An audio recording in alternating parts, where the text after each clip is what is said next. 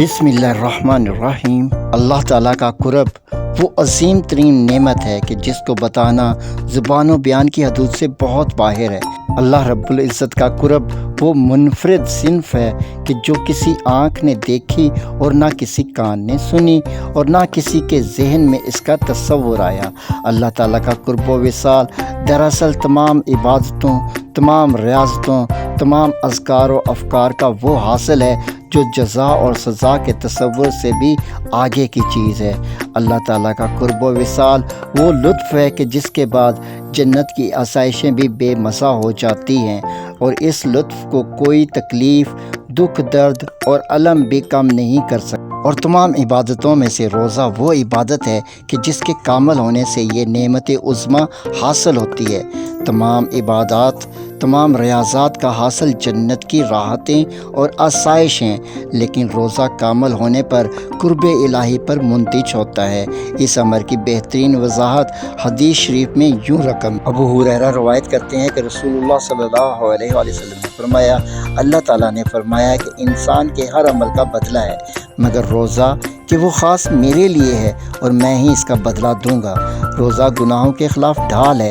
جب تم میں سے کسی کے روزے کا دن ہو تو نہ شور مچائے اور نہ فحش باتیں کرے۔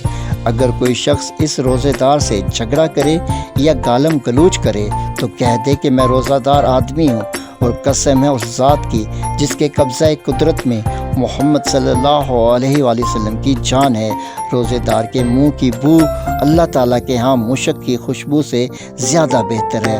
روزے دار کو دو خوشیاں حاصل ہوتی ہیں کہ جب افطار کرتا ہے تو خوش ہوتا ہے، اور جب اپنے رب سے ملے گا تو معرفت کے سبب خوش ہوگا۔ یہاں یہ امر واضح ہو جاتا ہے کہ اللہ تعالیٰ فرماتا ہے کہ روزہ میرے لیے ہے اور اس کی جزا میں خود ہوں، اور روزے دار کے لیے جن دو خوشیوں کا ذکر کیا گیا ہے اس میں سے پہلی راحت تو وہ ہے کہ جب روزے دار کو دن بھر کی بھوک و پیاس برداشت کرنے کے بعد بوقت افطاری کھانے اور پینے کی اجازت ملتی ہے، لیکن جو دوسری مسرت ہے وہ آخرت میں قرب و وصال الہی کی صورت میں فراہم ہوگی۔ یہ راحت محض بھوکا پیاسا رہنے سے حاصل نہیں ہوتی، بلکہ یہ بتایا گیا ہے کہ روزہ تمام گناہوں کے خلاف ایک ڈھال ہے۔ اگر روزے میں کوئی گناہ سرزد ہو جائے تو یہ سمجھا جائے گا کہ روزے دار کی یہ ڈھال مضبوط نہ تھی، اس لیے روزے دار کو پہلی راحت بوقت افطار حاصل ہو جاتی ہے، لیکن دوسری راحت اس بنا پر نہ ملنے کا امکان ہے کہ روزے کی کاملیت میں نقص ہے۔ روزے میں انسان اپنی زبان سے فحش الفاظ تک ادا نہیں کر سکتا۔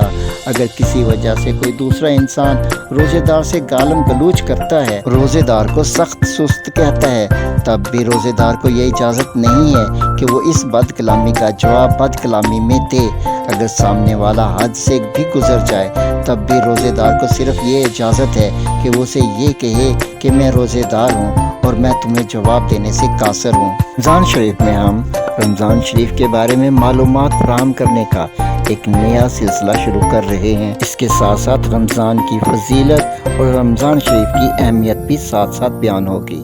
آپ کی جو بھی رائے ہو وہ ہمیں آپ کمنٹ باکس میں تبصرے کی صورت میں بھیج سکتے ہیں۔ ویڈیو پسند آئے تو لائک، شیئر، سبسکرائب